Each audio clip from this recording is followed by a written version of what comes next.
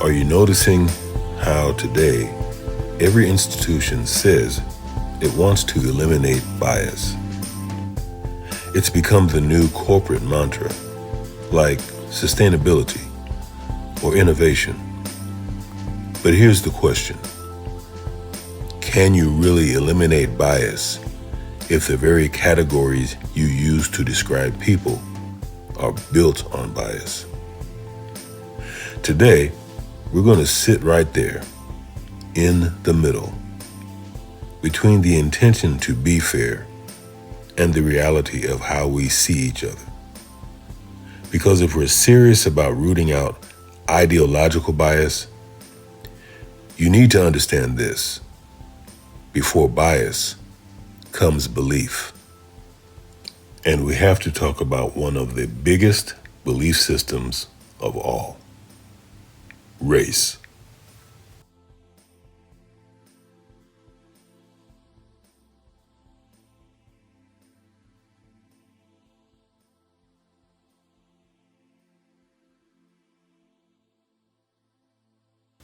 Recently, CBS said it was eliminating a division, supposedly to root out ideological bias. On the surface, that sounds noble. But when you think about it, it's a little like saying you're going to end pollution by shutting down one factory, while the rest of the city keeps running on coal. Bias isn't a department. It's a world view. And that world view doesn't vanish when you reorganize your org chart. So if CBS or any media company truly wants to eliminate ideological bias, it has to go deeper than structure. It has to look at the stories it tells, the language it uses, and the categories it assumes are real. In this case, the completely made up out of thin air story of race. Race is one of those things we all think we understand until we try to define it. It feels real. We see it, talk about it, measure it. But scientifically, it doesn't exist. Modern genetics tells us that human variation doesn't line up with racial categories. The so-called races are social inventions, ideas, created to justify systems of power. In other words, race wasn't discovered, it was designed. It's an ideology, a story, that said some people were naturally superior and others naturally inferior. And that story became the blueprint for everything from colonialism to capitalism to culture. So when we talk about racial bias, we're not talking about a glitch in the system. We're talking about the system itself. When a company says it wants to eliminate bias, it usually means it wants to appear neutral, to avoid controversy. But neutrality and justice aren't the same thing. If you remove the language of race without addressing the ideology behind it, you're not eliminating bias. You're hiding it. It's like painting over cracks in a wall. The cracks are still there. You've just made them harder to see until exposed under the right pressure. The master's tools will never dismantle the master's house. A quote by Audre Lorde. The full version adds, "They may allow us to temporarily beat him at his own game, but they will never enable us to bring about genuine change." The quote means that using the very systems, methods, and tools created by a dominant, oppressive force i.e., the master, will not lead to its ultimate overthrow or the creation of a truly equitable society.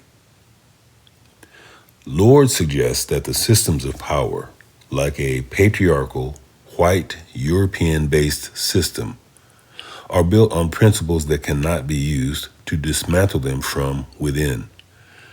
To create real change, one must develop new tools and new strategies that are not part of the original oppressive framework. This is a very accurate description of the work that I do, called racial deconstruction, and the objectives of podcasts like this one. The concept of this quote is often applied to various fields, including social justice, politics, and even within organizations, to argue against incremental, superficial changes that don't address the root cause of inequality. This is the tension we live in, the middle ground, if you will, between two truths. Truth one, race is a social fiction. Truth two, that fiction still shapes real lives. You can't dismantle the house while you're still living in it. You also can't pretend the house isn't there. But damn it, you can move. You can build a new one. And that new house does not have to be socially constructed. When we stop seeing people through the lens of race, we don't become colorblind. We stop being blinded by color. Race subconsciously blocks our true vision of each other. There's a quiet dissonance at the heart of what we call racial relationships. The very phrase suggests that we can form a genuine human connection through a lens designed to divide. When we speak of race relations, we're not describing relationships between people. We're describing negotiations between categories. The moment we enter that frame, the person in front of us becomes a representative, a symbol, a data point in a social equation that was written long before either of us arrived. As soon as you say race relations, you have already turned people into groups. You're not talking about me and you anymore. You're talking about us and them. And once it's us and them, it's already over. You can't have a real relationship with somebody you're busy categorizing. Think about that the next time you hear someone say, "My wife is white," or "I have good relationships with the blacks," or "That's why I don't date black women," or "That's why I only date white women." You get the picture. Race turns encounter into interpretation. Instead of meeting someone as a full and fluid being, we meet them as an idea, a reflection of what history has told us their identity means. We start to relate not to them, but to the story we've inherited about them. The conversation becomes coded before it even begins. Every gesture, every silence, every difference is filtered through an invisible script that dictates what is expected, what is allowed, and what must be explained. You ever try to relate to somebody and you can feel they already decided what you are? Like they're not talking to you. They're talking to their idea of you. That's what race does. It turns people into projections. You stop being a person and start being a representative.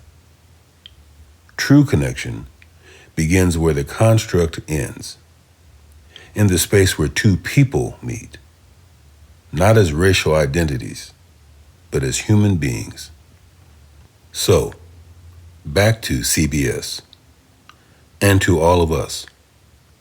If we say we want to eliminate ideological bias, we have to be honest about what that means. It's not just about politics or partisanship.